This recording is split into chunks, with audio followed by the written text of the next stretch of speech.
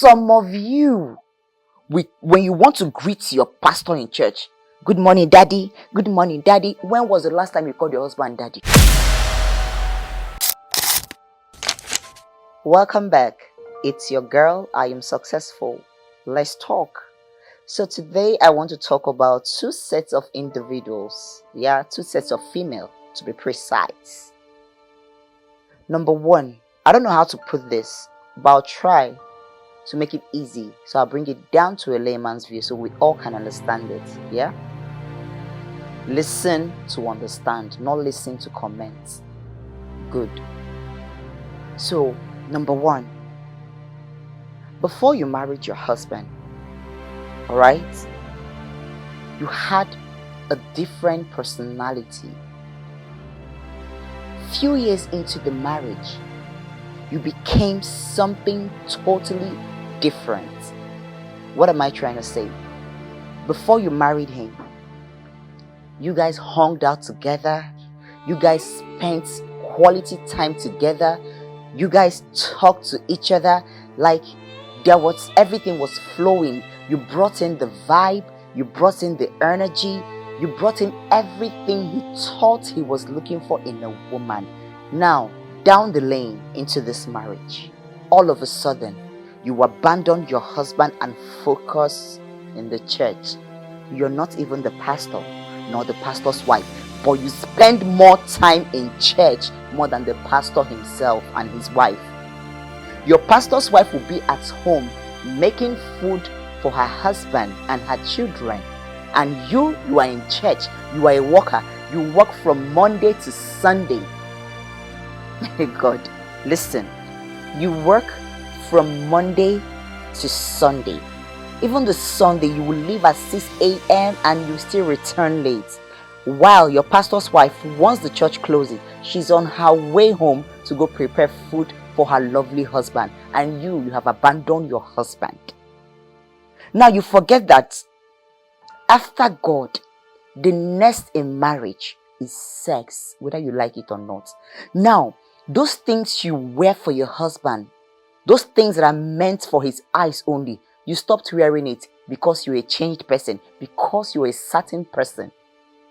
You stopped doing some kind of thing when he said, okay, let's do this kind of position. You tell him, no, it's against my will, it's against this, it's against that. You have turned to a total person. Now, the magic, you want this person to just switch and understand you and start working towards your path. A man is a man. Like, this has nothing to do with a man. We are all humans. When you abandon the things that you claim that are supposed to be important to you to chase after what you think that is important to you alone, that's you being selfish. I'm telling you, it's not even as if you're a righteous person. Even in that church, you're keeping malice with Sister Chidema, you're keeping malice with Sister Agnes, you're keeping malice with virtually everybody you work with. You're not even righteous.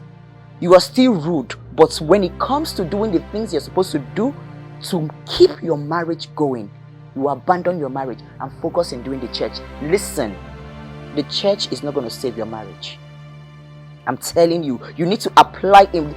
I think most Christians lack emotional intelligence when it comes to church, family. I'm telling you, especially married women, some will go days of fasting without satisfying their husband's sexual need.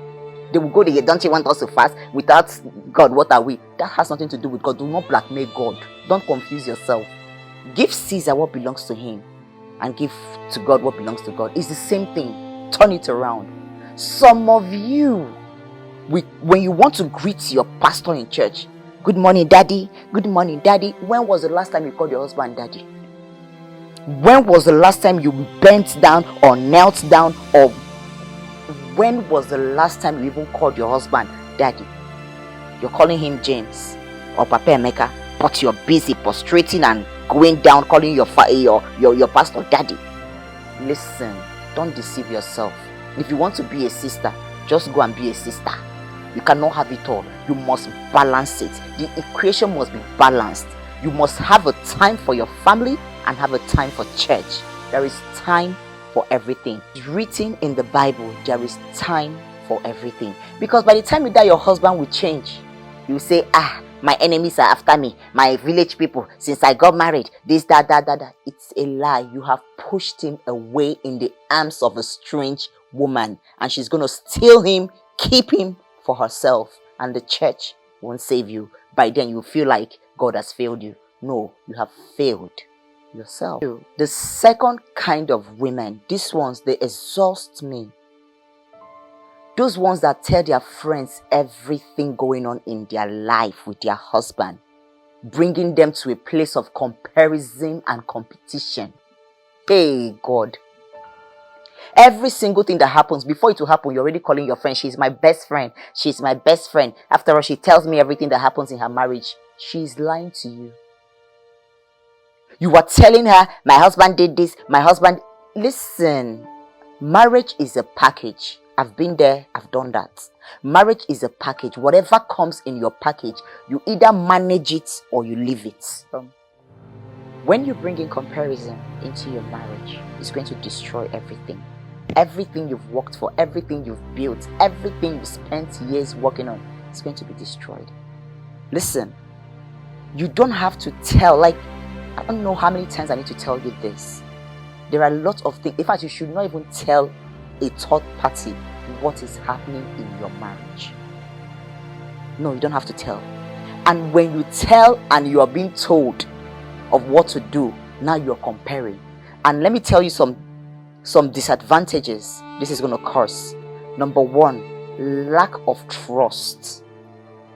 Number two, lack of communication. And finally, number three, you guys will drift away time with him because you want him to be a different person you imagine in your head or what your friend have told you. You want your husband to be a total different person from what you used to know. Comparison is a killer of marriage, is a killer of soul, is a killer of time.